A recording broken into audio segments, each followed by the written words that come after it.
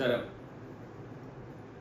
നമ്മുടെ പിണറായി സർക്കാരിൻ്റെ അയ്യപ്പ സംഗമത്തിലെ ആഡംബര കാഴ്ചകൾ കണ്ട് അന്തം വിട്ടിരിക്കുകയാണ് ഞാൻ.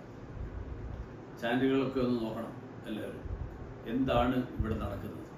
38,500 ചതുരശ്ര അടിയിലുള്ള ശീതീകരിച്ച പന്തൽ എന്നാണ് മാധ്യമങ്ങളിൽ കണ്ടത്. പമ്പാതീരത്ത് ഇതെല്ലാം കെട്ടിപ്പൊക്കുമ്പോൾ പാരിസ്ഥിതിക പ്രത്യാഘാതങ്ങൾ, അതിനെക്കുറിച്ച് സർക്കാർ എന്തെങ്കിലും ആലോചിച്ചിട്ടുണ്ടോ? പമ്പയെ കേന്ദ്ര സർക്കാർ ദേശീയ നദീ സംരക്ഷണ പദ്ധതിയുടെ ഭാഗമാക്കാൻ അതിനു വേണ്ടിയിട്ടുള്ള നീക്കം നടത്തുന്നതിനിടയിലാണ് ഈ നദീതീരം നശിപ്പിക്കാനുള്ള പിണറായി സർക്കാരിന്റെ നീക്കം. 7 കോടിയാണ് ചെലവിടുന്നത് എന്നാണ് വാർത്തകൾ പറയുന്നത്. നമ്മളത് ആലോചിച്ച് നോക്കണം. 355 കോടി രൂപയുടെ മാസ്റ്റർ പ്ലാൻ പ്രകാരമുള്ള പദ്ധതികൾ നടപ്പാക്കുന്നത് ചർച്ച ചെയ്യാനായി 7 കോടിയിലധികമാണ് ചെലവാക്കുന്നത്. ആരാ ഇതിന്റെ ഈ സ്പോൺസർമാര്? ഈ വിവരങ്ങൾ സർക്കാർ എന്താ പുറത്തുവിടാത്തത്? ഇവരെ കണ്ടെത്തിയത് എങ്ങനെയാണ്? അതിന്റെ മാനദണ്ഡം എന്താണ്? ലോക കേരള സഭക്കാർക്ക് ഇതിൽ എന്തെങ്കിലും റോൾ ഉണ്ടായിരുന്നോ? ഞാനത് ചോദിക്കട്ടെ. എന്തിനാണ് ഈ മാമാങ്കത്തിന് പമ്പാതീരം തിരഞ്ഞെടുത്തത്? ഇനി ആയിക്കോട്ടെ, വിശ്വാസത്തിന്റെ അടിസ്ഥാനത്തിലാണ് പമ്പയെങ്കിൽ ഈ ആഡംബരം അത് ശബരിമലയുടെ വിശ്വാസ സങ്കല്പവുമായിട്ട് ഏതെങ്കിലും തരത്തിൽ പൊരുത്തപ്പെടുന്നതാണ്. നമുക്കറിയാം, ശബരിമല എന്ന് പറയുന്നത് ആ സന്നിധാനത്തിലെത്തുന്ന ഭക്തനെ വരവേൽക്കുന്നത് തത്വമസി എന്നുള്ള മഹാവാക്യമാണ്. നീ തന്നെയാണത്, നീ തന്നെയാണ് ഈശ്വരൻ. അതാണ് സന്നിധാനത്തെത്തുന്ന ഓരോ ഭക്തനും കിട്ടുന്ന സന്ദേശം. അവിടെ മനുഷ്യന് ലൗകിക വിചാരങ്ങൾ പാടില്ല, ഭേദഭാവങ്ങൾ പാടില്ല. കല്ലും മുള്ളും കാലിന് മെത്ത എന്ന് വെറുതെ പറയുന്നതല്ല, അതാണ് വ്രതത്തിന്റെ സ്വഭാവം. അങ്ങനെയുള്ള ഒരു സ്ഥലത്താണ് VIP മുറികളും ശീതീകരിച്ച പന്തലും അതുപോലെയുള്ള ആഡംബരങ്ങളും ഒക്കെ. കഴിഞ്ഞ കൊല്ലം കുടിവെള്ളം കിട്ടാതെ യഥാർത്ഥ അയ്യപ്പ ഭക്തർ, സ്ത്രീകളും കുട്ടികളും അടക്കമുള്ള ആളുകൾ കുഴഞ്ഞു വീണപ്പോ തിരിഞ്ഞു നോക്കാത്ത ആളുകളാണ് ഇവര് എന്ന് നമ്മളൊന്ന് മനസ്സിലാക്കണം. ഇനി മദ്യവും മാംസാഹാരവും വിളമ്പില്ല എന്ന് പ്രതീക്ഷിക്കാം. സർക്കാർ പരിപാടിയല്ല എന്നാണല്ലോ പറയുന്നത്. എങ്കിൽ പിന്നെ തിരുവനന്തപുരം നഗരത്തിലടക്കം വെച്ച ഫ്ലക്സിൽ, ആ ഫ്ലക്സിലൊക്കെ മുഖ്യമന്ത്രിയുടെയും ദേവസ്വം മന്ത്രിയുടെയും ഒക്കെ പടം വെച്ചത് എന്തിനാ? അയ്യപ്പനെ പോലും ഒഴിവാക്കിയിട്ടാണ് പിണറായിയുടെ പടം വെച്ചിട്ടുള്ളത്. ആഗോള സംഗമം എന്ന് പറയണമെങ്കിൽ ആഗോള പ്രതിനിധികൾ ഉണ്ടാവണ്ടേ? ആയിരക്കണക്കിന് ഭക്തർ എല്ലാ വർഷവും എത്തുന്ന രാജ്യങ്ങളാണ് ശ്രീലങ്ക, മലേഷ്യ തുടങ്ങിയിട്ടുള്ള രാജ്യങ്ങൾ. അവിടെ നിന്നും ആരും വരുന്നതായിട്ട് ഞാൻ കേട്ടിട്ടില്ല.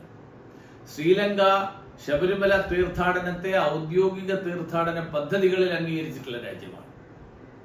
പോട്ടെ, അതൊക്കെ പോട്ടെ.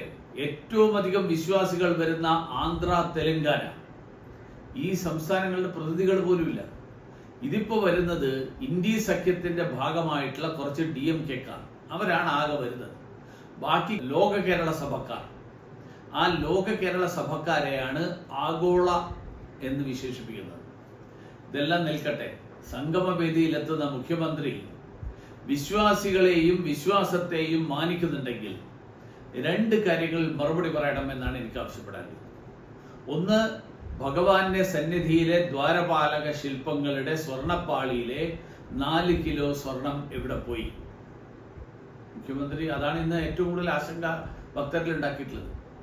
1999 സ്വർണം പൂശിയ പാളി 2019 ചെമ്പാണ് എന്ന് പറഞ്ഞത് എന്ത് ഗൂഢാലോചനയാണ്?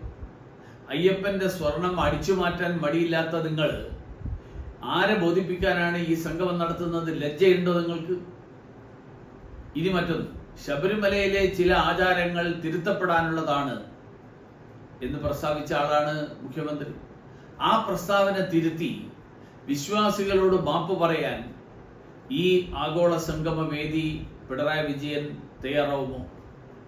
യുവതീ പ്രവേശന വിഷയത്തിൽ അന്ന് നൽകിയ സത്യവാങ്മൂലം, സർക്കാർ നൽകിയ സത്യവാങ്മൂലം, ആ സത്യവാങ്മൂലം പിൻവലിക്കുമെന്ന് പ്രഖ്യാപിക്കുമോ?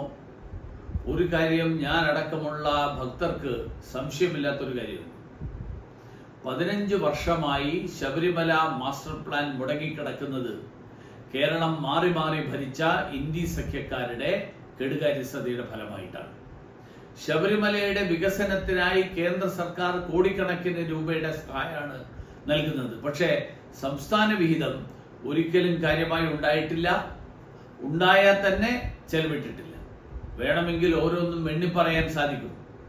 അപ്പോ ഈ നടത്തുന്ന CPM DMK സംഗമം അയ്യപ്പ ഭക്തരെ സഹായിക്കാനല്ല, പകരം മറ്റെന്തോ ഗൂഢാലോചനയുടെ ഭാഗമാണ്. പിന്നെ കേരളത്തിലെ മുഖ്യധാര മാധ്യമങ്ങളെ എല്ലാം സർക്കാർ വിലക്കെടുത്തു കഴിഞ്ഞു. ഞാനിത് വെറുതെ പറയുന്നതല്ല. നിങ്ങളൊന്ന് ചാനലുകളും പത്രങ്ങളും ഒക്കെ നോക്കിക്കണം. ഈ പരിപാടിയെ ചോദ്യം ചെയ്യുന്നതോ വിമർശിക്കുന്നതോ ആയിട്ടുള്ള യാതൊന്നുമില്ല.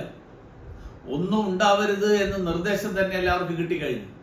പക്ഷേ ഞങ്ങൾ ചോദ്യങ്ങൾ ചോദിച്ചുകൊണ്ടേയിരിക്കും. നിങ്ങളുടെ അഭിപ്രായങ്ങൾ ചാറ്റ് ബോക്സിൽ മെസ്സേജ് ആയിട്ടിടണം. ഈ വീഡിയോ ഷെയർ ചെയ്യുക, ലൈക്ക് ചെയ്യുക, ചാനൽ സബ്സ്ക്രൈബ് ചെയ്യാനും മറക്കാതിരിക്കുക എന്നുകൂടി ഞാൻ ഓർമ്മിപ്പിക്കുന്നു.